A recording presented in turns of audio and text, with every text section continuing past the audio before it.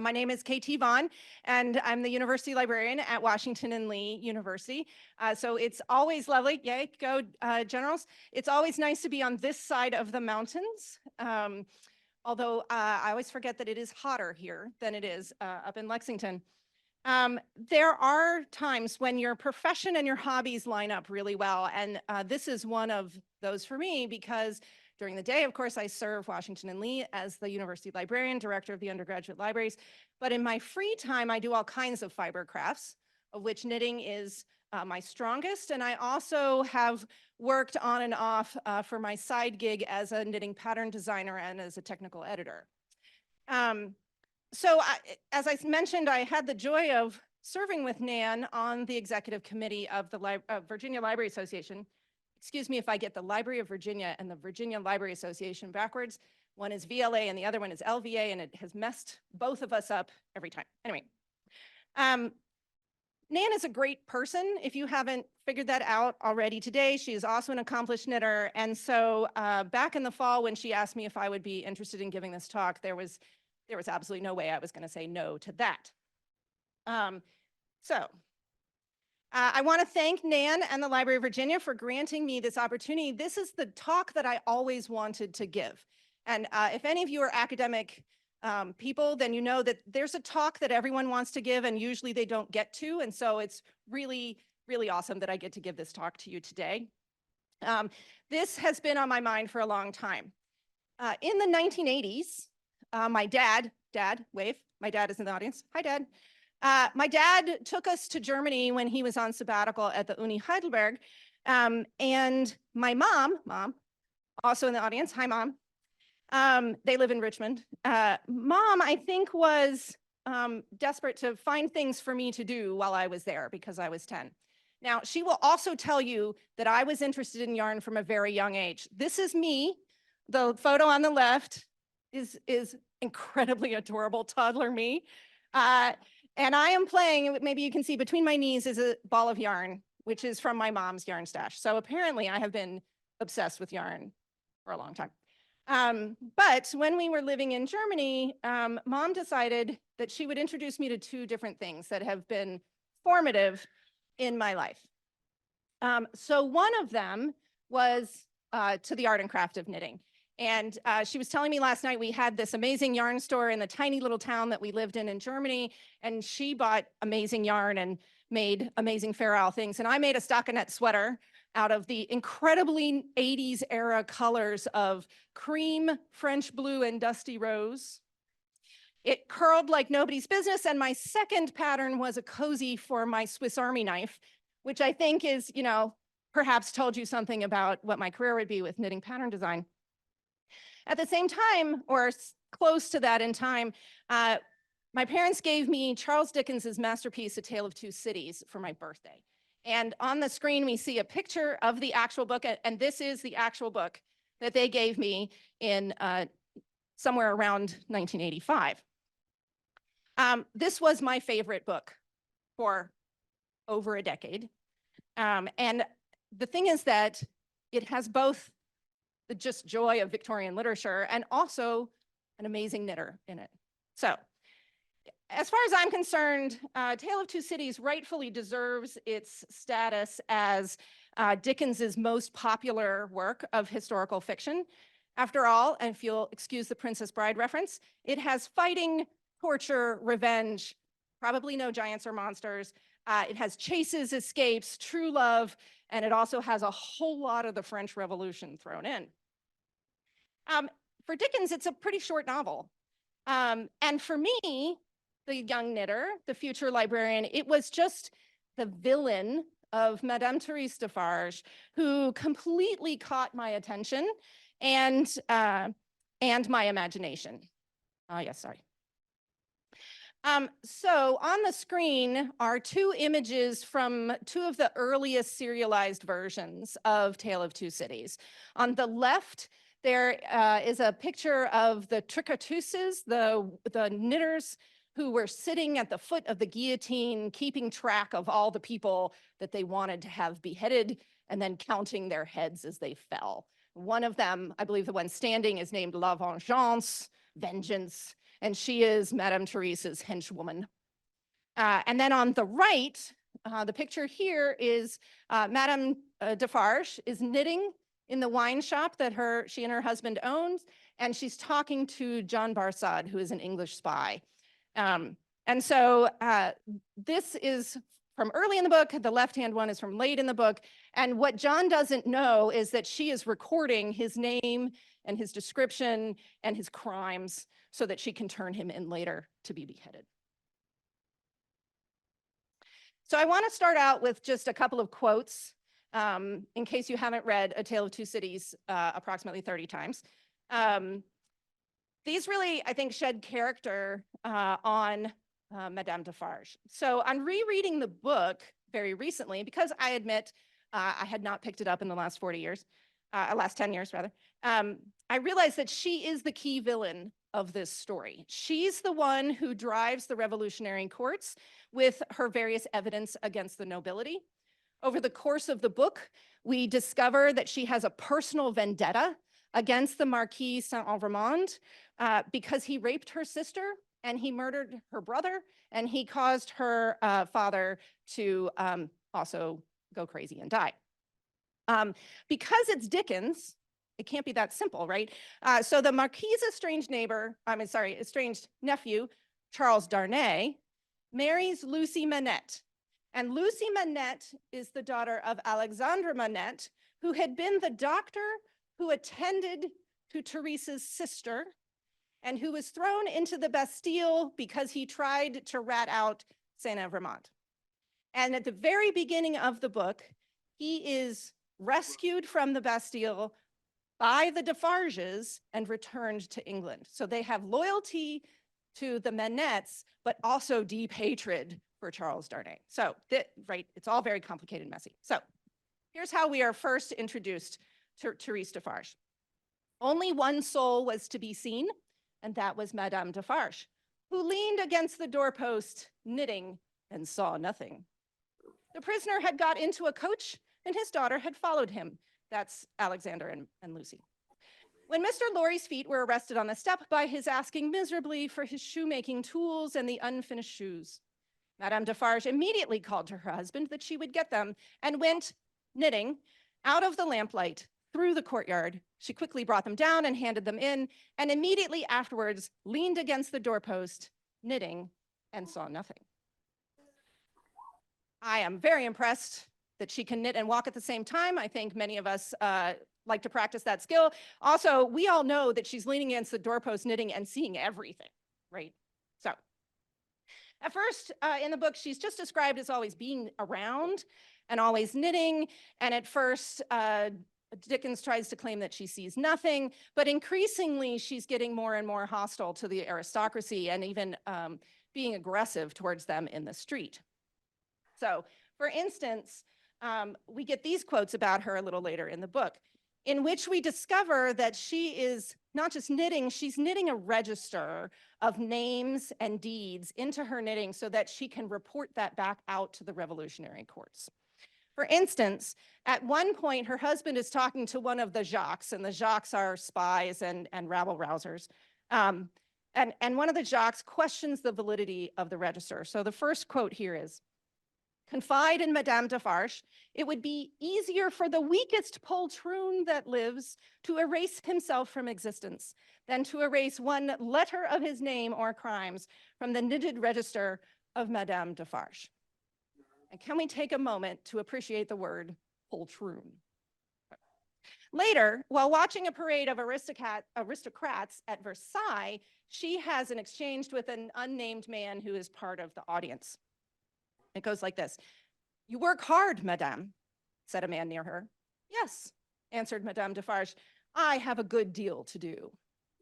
"What do you make, madame?" "Many things." For instance, returned Madame Defarge composedly, "shrouds." We know, of course, that she's not knitting a shroud. Who knits a shroud?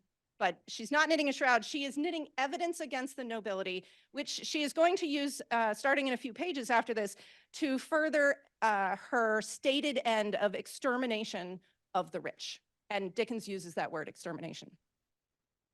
So Just in case you haven't caught on to what Defarge is doing here, Dickens makes it very clear that she is literally knitting the names and other details of people into her work. So when the English spy, John Barsad, whose picture we saw earlier, comes into the wine shop looking for dirt on the Jacques, she not only stymies him, but she enters him into the register. And the first quote on here is that one. John, thought Madame, checking off her work as her fingers knitted, and her eyes looked at the stranger. Stay long enough, and I shall knit Barsad before you go. And of course, her omnipresence, combined with the inability of the men around her to understand her knitting, leads to deep distrust of what she's doing as an informant. And at some point in the book, people who are part of the movement start worrying that she is taking vengeance on them on a whim. So we have a quote from one of the Jacques. He always remembered with fear and trembling that the terrible woman had knitted when he talked with her. He had since seen her in the section of Saint Antoine over and over again, produce her knitted registers and denounce people whose lives the guillotine then surely swallowed up. And they're not worried about this without cause. In one major scene of the book, she gives evidence against both Charles and Lucy, claiming that she has a record in her knitting of seeing Lucy passing messages to prisoner. And we, from our omnipresent view, know that that's a complete lie. She's just trying to take them down. So I ask you, with all of this amazing stuff, how could a nerdy teenage girl destined to become a librarian not love Therese Defarge? And I'm clearly not alone. There are a lot of different things that you can buy on Amazon that have to do with Madame Defarge, and this is my favorite. It may or may not be on my Christmas wish list, Mom. So this is the image on the screen is of a t-shirt that you can buy off of Amazon that is for the Madame Defarge Knitting School. And in case you can't see it, the sub motto here is cutting edge and revolutionary. And I just love it. Madame Defarge, of course, has captured the attention of many knitters. There have been a lot of attempts to emulate Defarge in knitting. And I'll call to mind Heather Ordover's series of books that she published several years ago of patterns by lots of different people. So the first one was, what would Madame Defarge knit? The second one is, what else would Madame Defarge knit? For those of you who like a little bit of anachronism in your knitting, we have Defarge Does Shakespeare. And all these books are great, right? I have these on my knitting shelves at home. Heather is awesome. But for me, these don't answer the ongoing mystery because these are wonderful patterns. They have fingerless gloves and interesting shawls and fun hats and bonnets and things like that. But they are not answering the core mystery that has bothered me for approximately 40 years. And that is, how did she do this?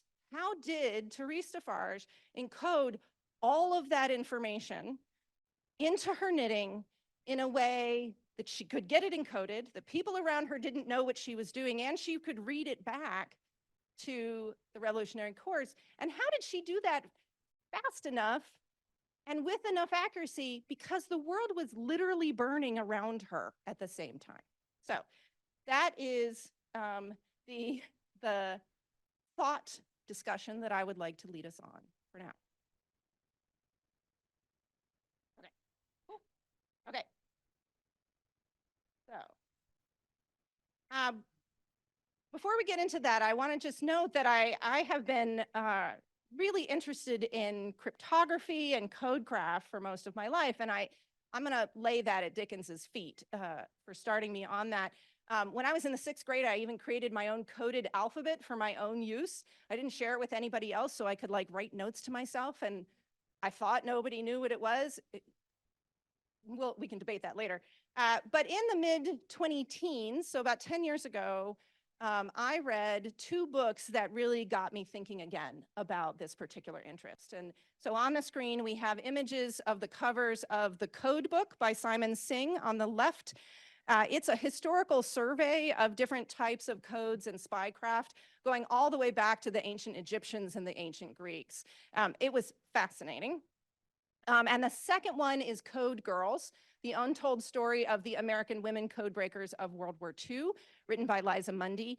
And this was just a great history of the women cryptanalysts, the American women cryptanalysts, who helped crack the German and Japanese codes for the US in World War II. So one of the leaders of the Code Girls was Elizabeth Smith Friedman. Has anybody heard of Elizabeth? There were two really lovely biographies of her that have come out in the last couple of years. Elizabeth is somewhat of a local hero to us in Lexington because her papers were deposited with the Marshall Foundation Library, which is on the campus of Virginia Military Institute, which is literally across the street from Washington and Lee, and not a very big street. I have spent a fair amount of time over there with my friend Melissa, who is the librarian for the Marshall Foundation Library. And I've learned a lot about Elizabeth. Over her long career, Elizabeth cracked a lot of different things. So she started her career, or early in her career, she worked for the Coast Guard, cracking the Morse code encoded messages of rum runners during Prohibition. And this photo on the left is called Elizabeth Friedman on her way to Washington to testify in court. And it's from that period of time. She was one of the few women who was employed by the government to do this. And it's because she was a brilliant cryptanalyst. Later in her life, she also worked with her husband to disprove allegations that Shakespeare didn't write Shakespeare. And during World War II, she was the leader of the group of women who worked for the Army trying to break a lot of codes. And she is partially responsible for breaking the Purple Code, which was the Japanese major code, and for cracking the Enigma code. So without her, we would not have won World War II. So she's pretty amazing. I do not know whether she was a knitter. I'll note she is not wearing any knitting in these pictures, which may tell us something. Very few pictures of me in the wintertime without knitting on, but we don't know that she's a knitter. But we do know that she enjoyed just making up her own codes, anagrams, and other word and number puzzles, and she often included them in things like her Christmas cards to her friends and things like that. So I would say to you that if there is a foil in this world to Therese Defarge, I would like to hold up Elizabeth Smith Friedman as a person dedicated to peace and to breaking these codes of people who were out for others. So I told you about the photo on the left. The photo on the right is a portrait of Elizabeth painted by Leon Engers. It is also held at the Marshall, and it is stunning in person if you ever have a chance to see it. I did mention that there are two just really solid biographies of Elizabeth. One by Jason Fagoni came out in 2017, and another one by Amy Butler Greenfield came out just a couple years ago, 2021. So if you're interested in learning more about Elizabeth, there's lots out there to do that. So in 2014, I decided to dip my toes, as it were, into the knitting and spycraft bandwagon, and I designed a pamphlet of sock patterns for Malabrigo that was titled Socks for Spies. So it was super fun. So the socks on this page are entitled Encode, that's the dark purple sock on the top, and Decode, which is the sock on the bottom. Encode uses the Catherine wheel stitch. It's supposed to remind us of the Enigma discs. So Encode is knit top down, and Decode is knit toe up. So that was really fun. Also, my full name is Catherine, so I love using the Catherine stitch. Anyway, so all of this is well and good, but most of what we think about in terms of coding is really from World War I, Prohibition, World War II, and then into the digital age. And so the question that I have is, would Madame Defarge really have had any knowledge of spycraft or codes? And would Dickens have been inspired by any codes in his day? So it turns out that the French have long been leaders in the area of encoding and spycraft. One of the most notable codes ever, called Le Grand Chiffre, or the Great Code, was developed for the French monarchy by the Rossignol family in the 1620s. They did that during the Huguenot Wars because the monarchy needed a secure way to pass messages. In this code, they have 2 or usually 3-digit numerical codes that replace syllables in the French language. And that's important because this code was not broken. So this code was in use from the 1620s to the 1820s, 200 years of development of this code. But it was not broken until the 1890s. So 70 years after they stopped using it. And largely that's because in here, instead of, we think of number substitutions as being letter-based, this was syllable-based, and some syllables that are used a lot, like A, right, fraternité, I'm not a French speaker, sorry. A had 100 of its own unique codes. So incredibly complicated code, and just with all sorts of things in there. The problem with this is that although we know that codes like this were being used during the French Revolution, we also know that it's highly unlikely that Madame Defarge would have used this code because she was not a member of the aristocracy. That's kind of the point. I also think that Dickens probably wouldn't have been able to use this code because it was cracked several decades after A Tale of Two Cities was written. And so that doesn't seem to work for us. But we know that the idea of encoding things was around. Okay. So I want to spend the rest of my time talking about what could have been what she used. But before we get started, I want to set out 3 conditions for what makes a good code to put into your knitting. Dickens gives us a couple of clues about what he thought would be a good code for Defarge to use. So first, we know that she is encoding things onto her register. We know that she's able to read those codes back. So that's really important. We also know that the people around her are not able to read those codes, and it makes them nervous. So our first condition is that it has to be readable by the person who knows the code, and it has to not be readable by the people who don't know the code. Second, we know that she's encoding quite a lot of information. She's got whole names in there. She has details that she is then able to read back to the court. So we have to be able to have what in information science we call a content-rich or a content-dense code that doesn't have a lot of wasted space in it. And then third, she needs to be able to do it really fast, and she needs to do it very efficiently with very few errors, because by the end of the book, dozens of people are being tried and guillotined every day. And so she's got to be really quick.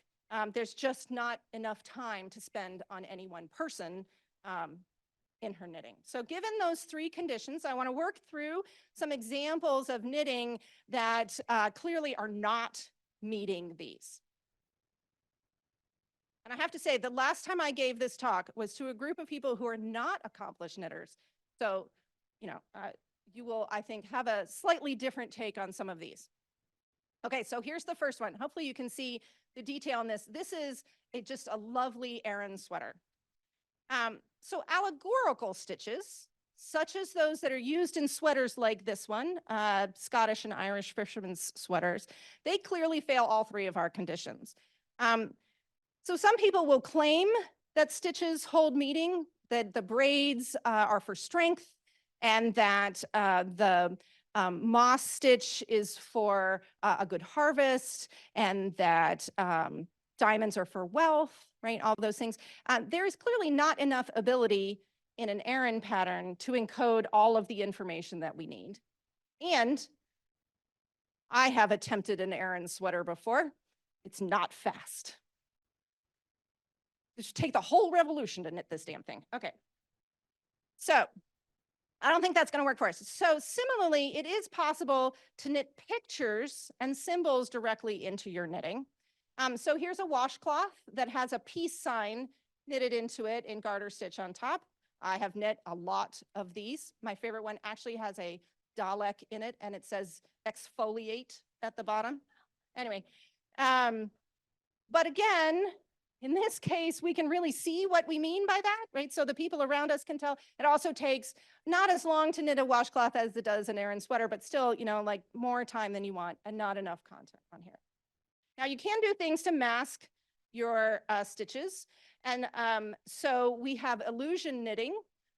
If anyone's tried illusion knitting, right, you're doing a manipulation of a standard garter stitch so that some stitches are above or below each other. And at a certain angle, you can see that it is a peace sign here. Nan, can you hand out, I have a swatch to share with you all of a garter stitch illusion knit for the people in the room. When you look at it head on, it just looks like stripes. And so you have to know the trick that you turn it sideways. Yes, that's it. Oh, isn't that cool? Yeah, if you get it to the right, so suddenly it's like, oh, right, it is a peace sign. Very cool. So we'll pass that around. Yep. But again, it's only one word. It's the whole thing. It does take a little bit of time to knit that. All right. So then we have ways to provide quite a lot of content through doing pictures. So this is a pair of mittens that has Ruth Bader Ginsburg's face on one side. And then on the palm, it says, I dissent, RBG. The reason that I have this on this slide is that Ruth Bader Ginsburg, again, is a local hero at Washington and Lee.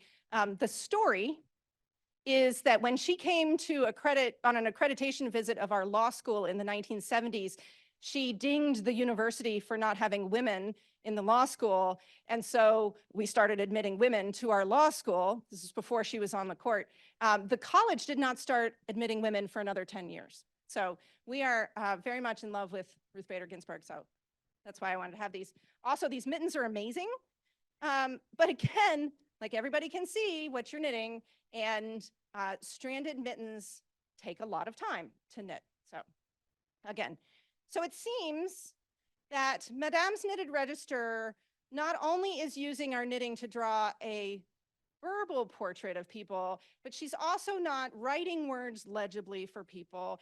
And so my conclusion is she must be using some sort of substitution code. So as a reminder, here are the 3 conditions that we have. We want it to be understood by the knitter, but not by the people around, that it's easily coded and decoded, and that it is quick and efficient to work. So let's look at some things that might get us closer to what we want. Okay, so knitting and Codecraft are completely compatible, and that's probably not a huge surprise to you in this audience. But because knitting is inherently a binary system, we can really think about, well, binary codes might work for us, right? Because the idea here is that although Madame Defarge is fictional, the idea of being able to put this into our knitting is real. So at its most basic, we're doing knits and purls. That's a binary one or the other kind of situation. Now, if we add our yarn overs and our decreases, then we add another level of complexity. If we add color work, we add another level of complexity. If we add cables, even more. But at its very basic, we can do knits and purls. And also knits and purls are probably just faster to deal with than trying to mess with color work in the middle of a revolution.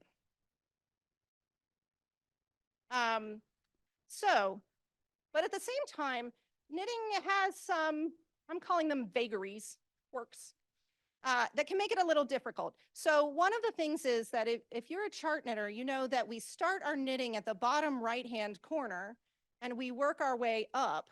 We work from right to left on the right side usually and left to right on the wrong side.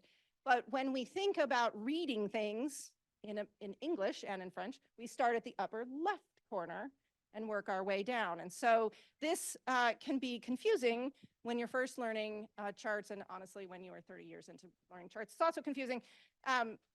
But when we are reading our code back, we have to be aware of where we started, and that's often upside down from where we are reading it. So the best codes are ones that you can rotate 180 degrees and still be able to read it.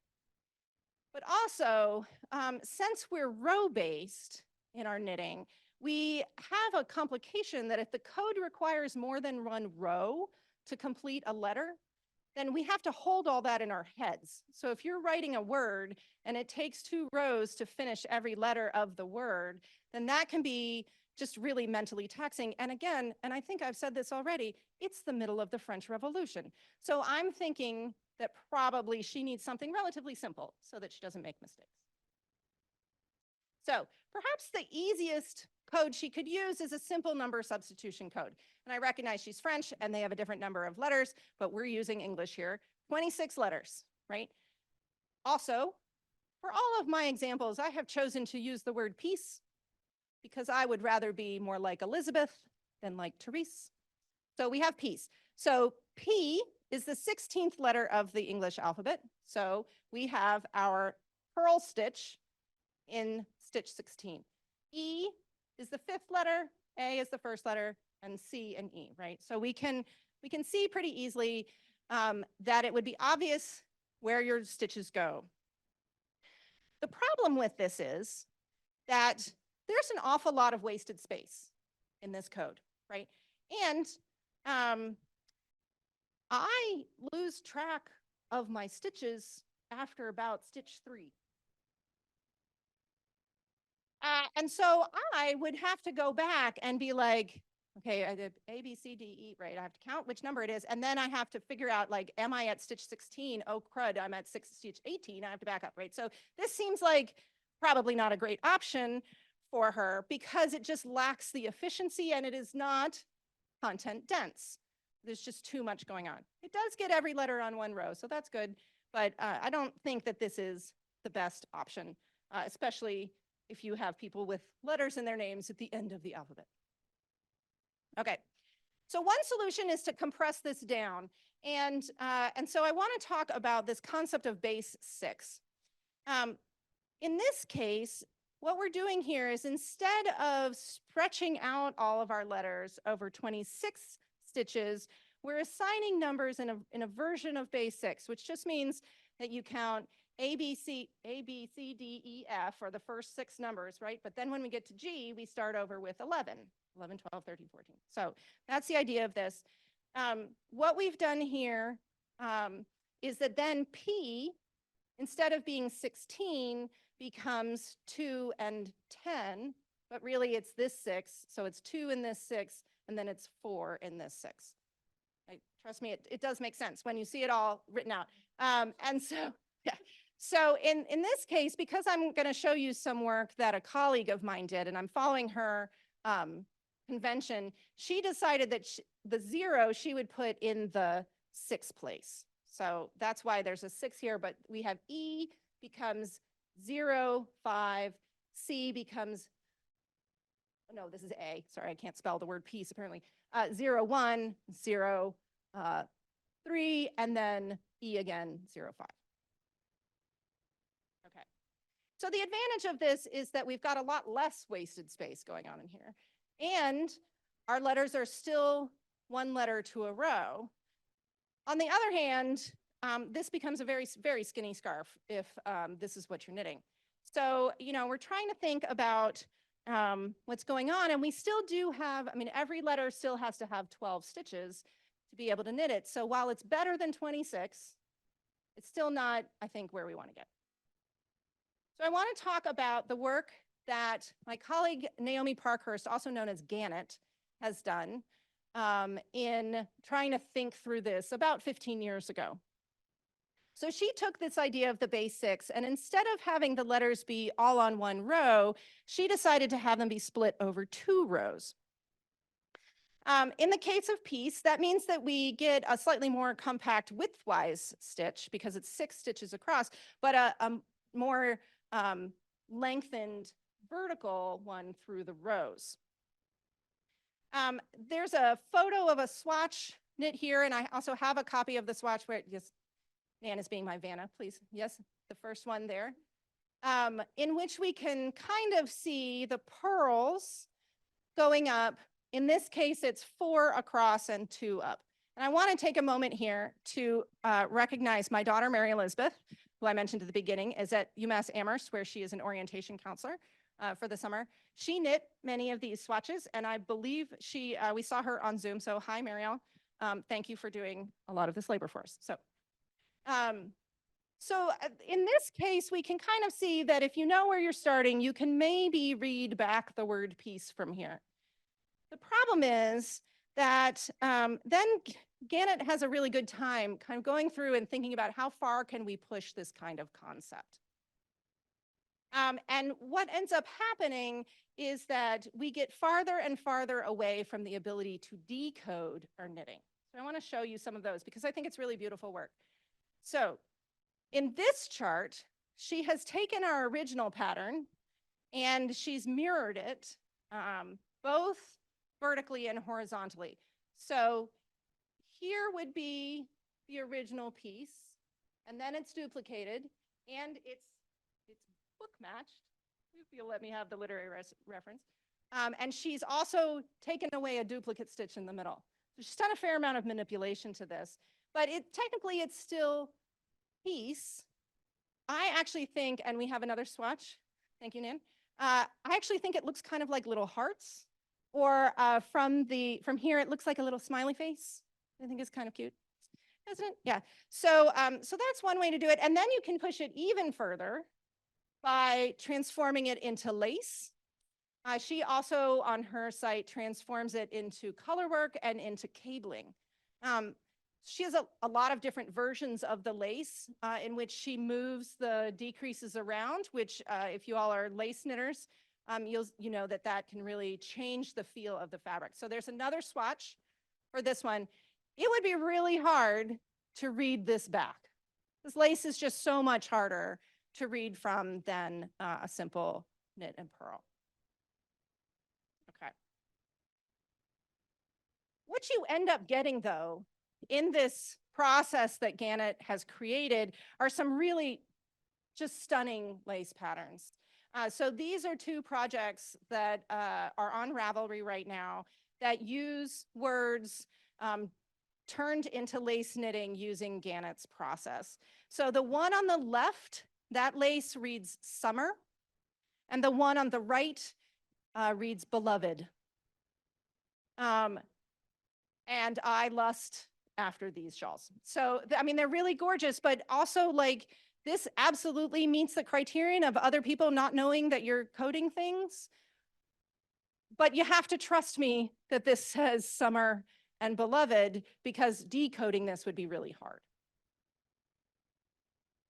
But can we just oh my God. Okay, we'll move on.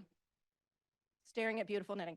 Okay, so Base 6 and the Gannett's version of Base 6 have some really good qualities, but they're still not quite there for us because they lack that content denseness. We're really only getting one word out of that.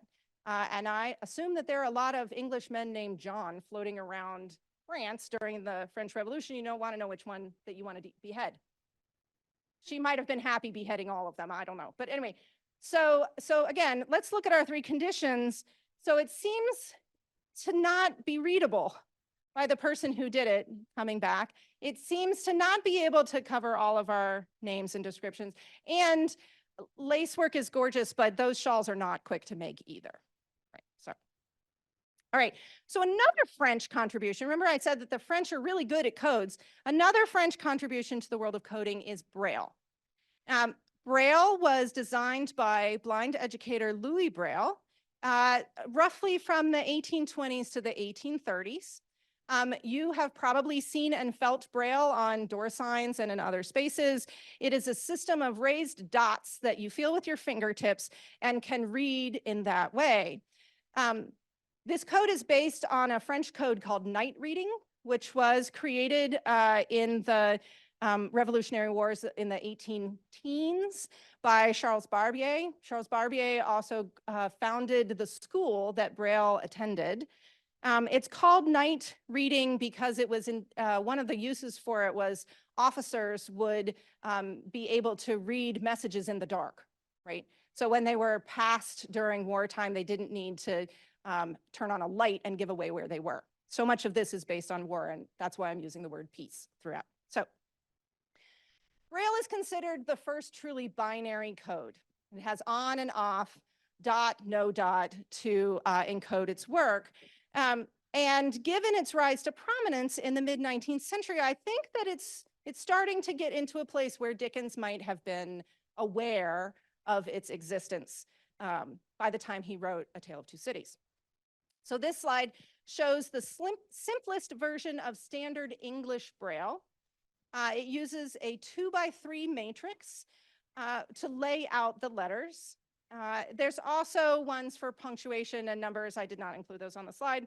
But the most commonly used version of standard English Braille now has a little bit more content to it that is based on syllables, sort of like Le Grand Chiffre, instead of just simple letters. So Braille is a pretty compelling system to use for knitting because you can use it using knits and purls, you can use bobbles, you can even do lace for distinguishing between your smooth and your not smooth areas. So we've got 3 examples of patterns, again from Ravelry here. The leftmost image is a baby blanket that a person knit for her grandchild, and it's the alphabet in Braille, which I think is adorable. The second one is a scarf that a woman knit for her spouse, and it reads Happy Birthday. Also very nice, right? I'm trying to like lighten the mood about the French Revolution here.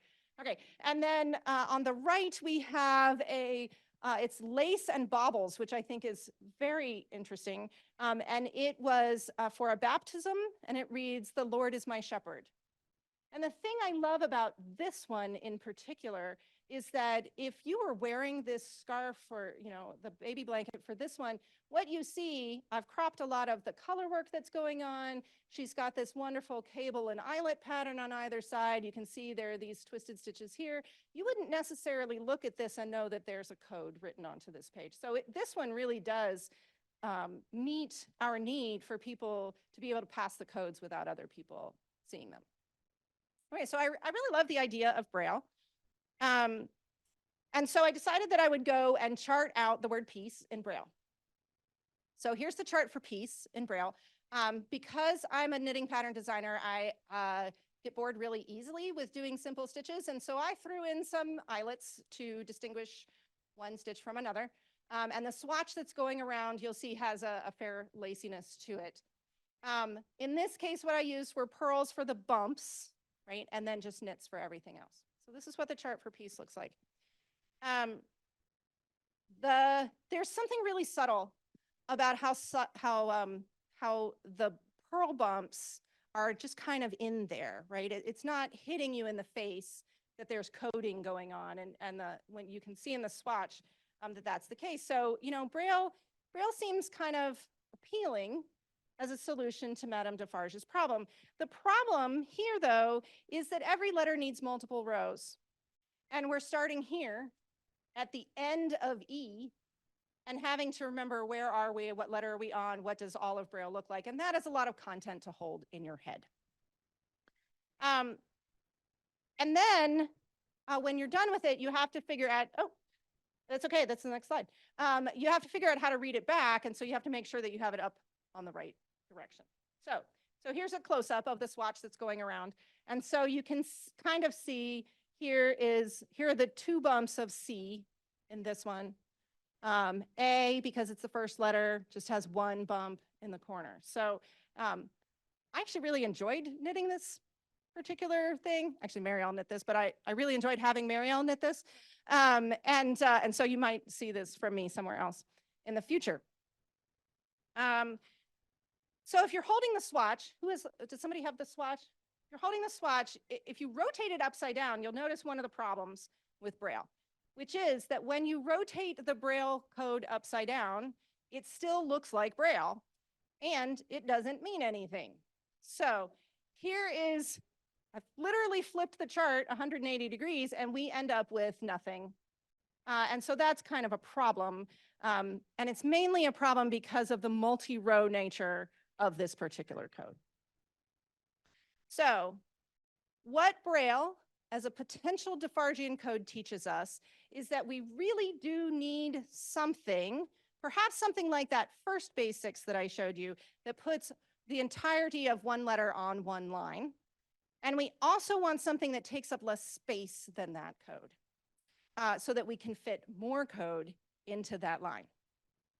So there must have been something in the air in the 1820s, because at the same time that Braille was creating his code, Samuel Morse was working on a code in the United States. So this is English Standards Morse code. Morse invented the precursor to this code, which is American Morse code. He invented that in 1827, so right about the same time that Braille was working. He finalized it with the help of Alfred Vail by about 1844. At the same time, he and his colleagues were developing the telegraph machine. And they really needed some way of communicating by telegraph that was fast, accurate, efficient, and heavily content-bearing. All the things that we need as well. So Morse code and the telegraph were created together. Morse code is really what made the telegraph a functional thing that we still use today. So the question is whether or not Dickens would have known about this system. Dickens wrote a lot. And one of the things that he wrote was a column for a publication called Household Words. And in one of his columns in 1850, he recounts a trip to the telegraph office in Tonbridge, England. He was hugely impressed with the telegraph office. He thought it was incredibly cool. He went into detail of the coding system that the telegraph office was using, which was a slightly different thing than what Morse code is, but was similar.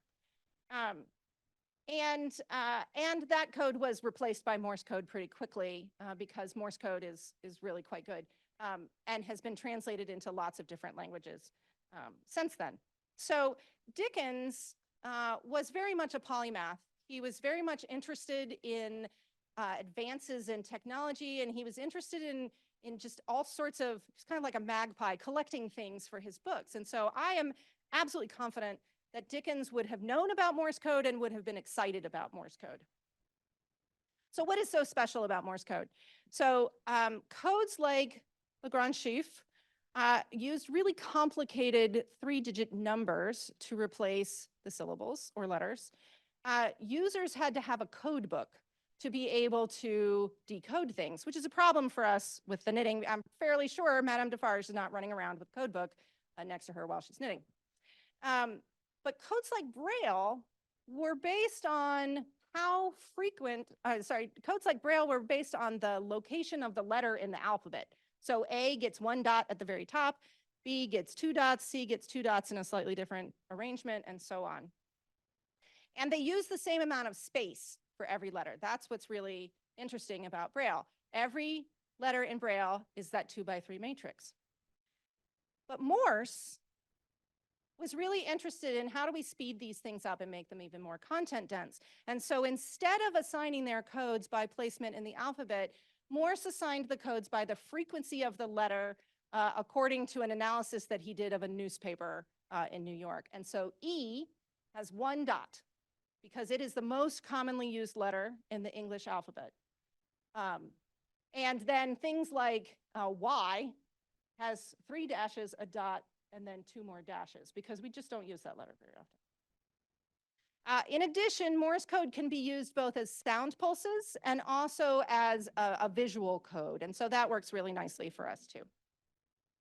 So I think probably all of us know 2 letters, at least in Morse. We know SOS, right? So S, 3 dots, O, 3 dashes. Incidentally, does not actually mean save our ship. It's just a really easily recognizable code that the Navy used for May days. So here are the basic rules of Morse. So the dot is our basic measurement. The dash is 3 dots worth. There's a space between letters of a word that is equivalent to 3 dots. And then there's a space between words that is equivalent of 7 dots. So that makes it so that we can create this, and it's all about timing or about visual space. So the binary nature of Morse code works really well for knitting. In addition to being this heavily content-bearing thing, I find it rather visually appealing. So the hat on the left, again, photos from projects on Ravelry. The hat on the left uses color work. This is a chemo cap. It says, and I promised my mother I would not swear in front of you, it says F-bomb, cancer, in the color work along the bottom. And then the cowl here was written by a woman for her loved one, and it says, "I will always love you," which I think is adorable, and I want one. So, but I think, you know, these are really nice because they're very subtle. I think that they get a lot of meaning across, and once you know what's there, then you can read it back. So let's look at peace in Morse code. So across the top is the peace chart for Morse code, again, starting at the right and moving over to the left. There is a swatch, yeah, thank you, that we can see also on the screen that uses the Morse code in garter stitch stripes, although in this case, it starts on the left and moves to the right. Yes, yes. So peace is dot, dash, dash, dot, dot, dot, dash, dash, dot, dash, dot, dot, right? That's peace. If you read this the other direction, using the gray, you get GETCU, which is not particularly helpful. So you have to know the direction that you're going in order to make this work. So I really love this striped swatch. There's something just very pleasing about striping. And to me, if I handed this off to someone else, they wouldn't necessarily know that this isn't just me doing possibly random striping in here. You figured, okay. Yes. We can actually hold it this way. So the tag is the upper right-hand corner. I had to do this to remember myself. So here we have dot, dash, dash, dot, and then a space. The gray is the spaces, and the blue is the content. Sorry. So E is our dot. That's the dark blue. And then we have another space for the gray, right? And then C, no, A, sorry, I can't put all these. A is a dot and a dash. We use a lot. And then C is not a letter that's used a lot in the English language, and so it takes up a lot more space. Does that make more sense? Yeah. Okay. So this way. That way, yes. Keep the tag on the top right-hand corner. So here's peace written out. Here's peace in the chart. We can see that we could do this with knits and purls. We can see that we can do this with striping. It might be a little hard to do it with lace because a triple yarn over is not something I enjoy knitting. But you know, we could figure out things like that. So as I said, I find this really pleasing. There's something just very pleasing about striping like this. And it is definitely something that I don't expect people who to recognize as reading something if they don't already know. But we also know from the accomplished code crackers of the early 20th century, like Elizabeth Smith Friedman, that you can memorize Morse code. And you can memorize it and do it really fast, both coding and decoding. And if anyone has ever seen the TikTok video of the competition between the Morse code telegraph operators and the teenage texters, it's hilarious because the Morse code operators managed to get a message across much more quickly and more accurately than the teenagers do on their phones.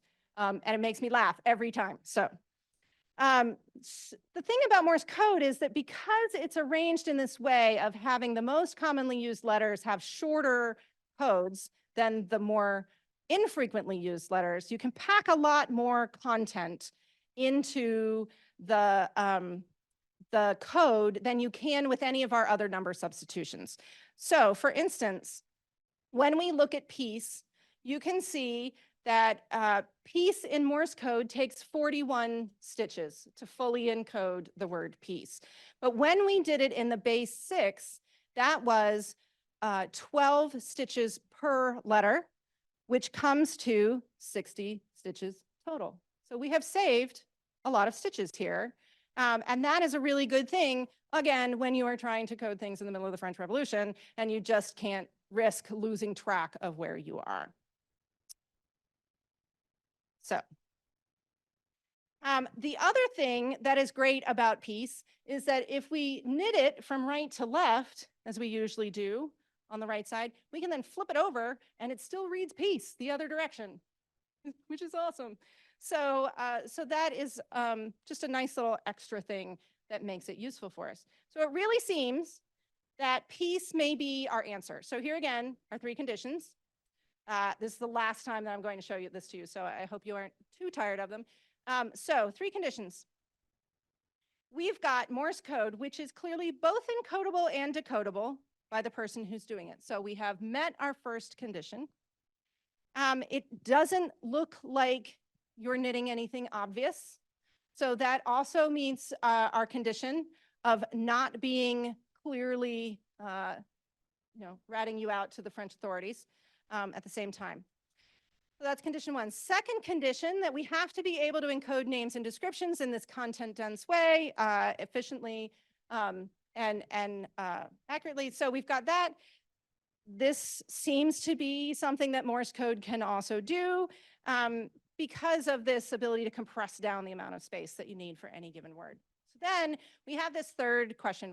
Is this, in fact, a quick and efficient way to do this knitting? Could Madame Defarge really have knit all of that information quickly enough to get it into her register, knowing that we have dozens of people that she's turning in a day? So I decided to answer this particular question by doing some practical experimentation. So what I did was I took the first sentence of A Tale of Two Cities and I converted it into Morse code. So I'm going to read to you all the first sentence of A Tale of Two Cities in case you don't have it memorized. It was the best of times. It was the worst of times. It was the age of wisdom. It was the age of foolishness. It was the epoch of belief. It was the epoch of incredulity. It was the season of light. It was the season of darkness. It was the spring of hope. It was the winter of despair. We had everything before us. We had nothing before us. We were all going direct to heaven. We were all going direct the other way. In short, the period was so far like the present period that some of its noisiest authorities insisted on its being received for good or for evil in the superlative degree of comparison only. You gotta love Victorian writing, yeah. So that is one line. It is the first line of A Tale of Two Cities. And so I took this and I encoded it into Morse code. So here are just the first 4 clauses. It was the best of times, it was the worst of times, the age of wisdom, the age of foolishness, converted into Morse code. I want to tell you that I am on my way to memorizing Morse code, but I have not. This is done with an online translator.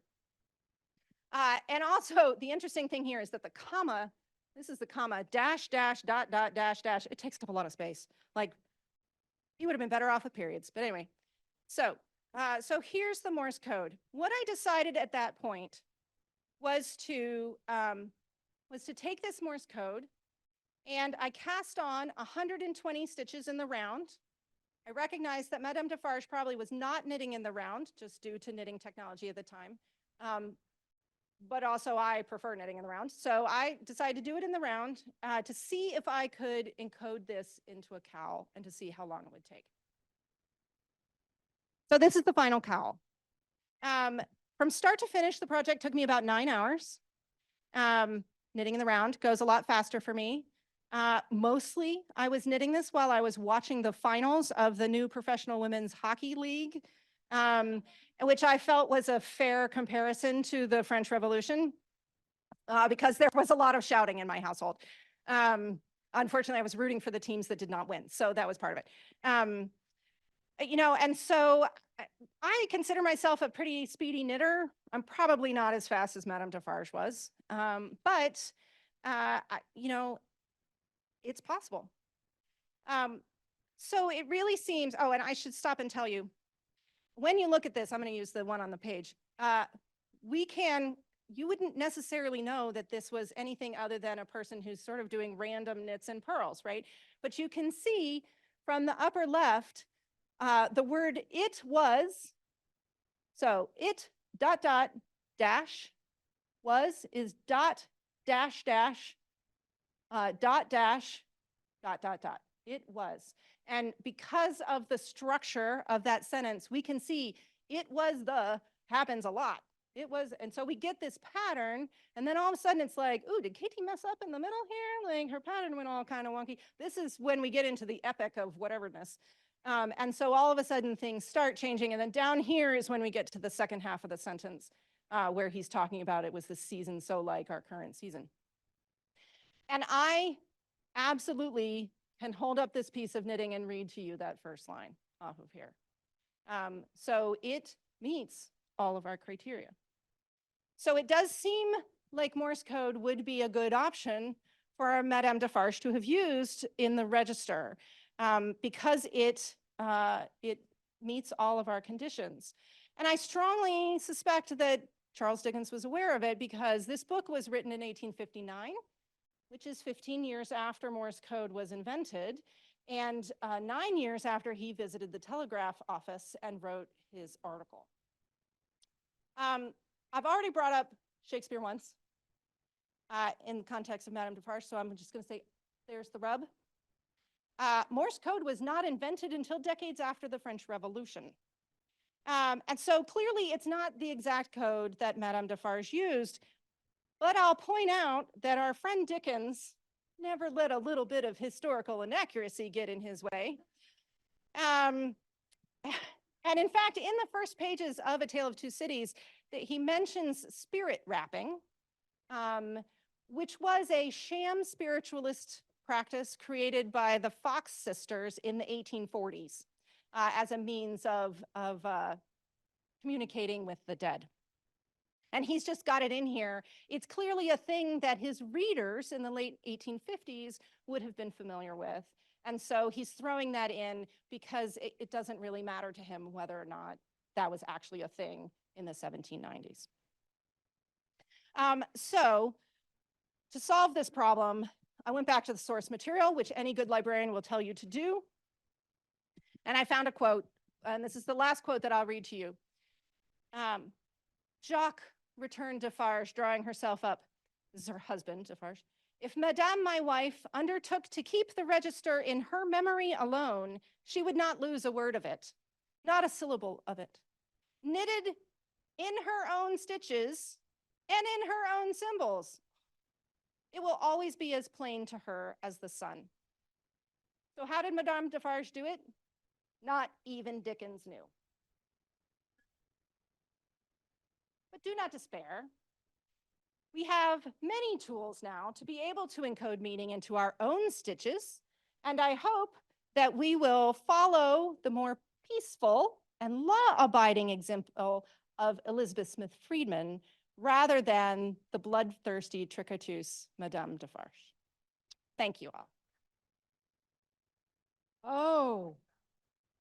So okay, so for those of you on Zoom, the question is, Dickens came to the South and you know, would he have been aware of the quilting work that people were doing to help with navigating the Underground Railroad? And also, I mean, quilts were used, so a friend of mine, Sean Kimber at Washington and Lee, is really the person who should answer this question because she is an internationally known quilter and mathematician, and she probably knows the history of this before. I have been asked to speculate wildly, so I'm gonna.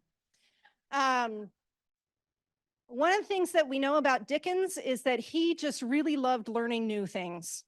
And he loved the idea of the handicrafts as a noble art.